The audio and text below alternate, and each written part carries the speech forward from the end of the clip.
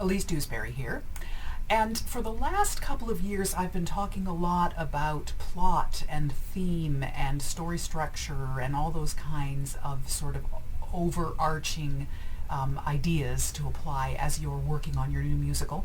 And right now I wanted to start a little sort of a mini series that's just about characters, bringing it down a little bit into the world of just the individual characters. So in no particular order, I'm going to talk about different things that I think are that you need to think about as your characters are starting to come alive in the story that you've created. So today I want to talk about character diction, which basically just means what is the language of each of your characters. One of the things that you can do to make sure that your characters sound like real people and aren't simply tools to accomplish your plot is to make sure that they talk like real people. Real people talk in very different ways depending on where they're from, how old they are, how educated they are, what their cultural background is, what their sense of humor is, who they're talking to. Are they talking to a peer? Are they talking to an authority figure? Are they talking to a child? Do they have something to hide?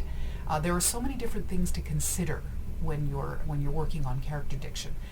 But one of the things that I often recommend is that you pick a character and take a pass through your dialogue, looking at only the lines spoken by that character, and try to think, is this the way this character would say this thing in this moment? Are these the words they would use? They may be accomplishing what you want them to do in the moment of the scene, but are they accomplishing it using the words that this character would, that distinguish this character from any other character in your piece or anywhere? And go through every single speech they have. Say it out loud. Try to think of how a person would say that. Think about the fact that when people are speaking extemporaneously, when they're just having conversations, around the house with friends, they tend not to speak in full logical sentences. They start in the middle of things. They use imperatives a lot. They use shortcuts. They use common language that would be commonly understood by the person they're speaking to, but not necessarily to an outsider. Those are the things that are going to make them sound like real people.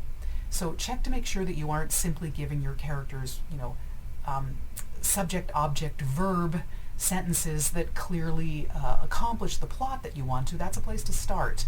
But now it's time to go back and make sure that they're doing it in their own particular way, with their own syntax, their own grammar, regionalisms, where are they from, what kinds of things might they say, what kind of expression might they use. So you're not just trying to accomplish the plot with this character, but you're trying to reveal them. As a book writer, you don't often get a lot of time because so much of the important stuff in your show is going to be subsumed by your lyricist and your songwriter.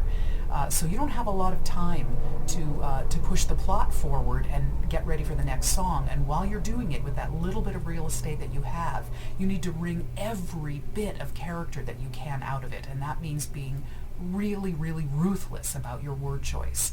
So make sure that you do this for each one of your characters. Go through and look at every single one of their lines and just think about it. Say it out loud and think about, is this how this character would say this? Is there a way that would be more natural, more particular, more revealing of who they are?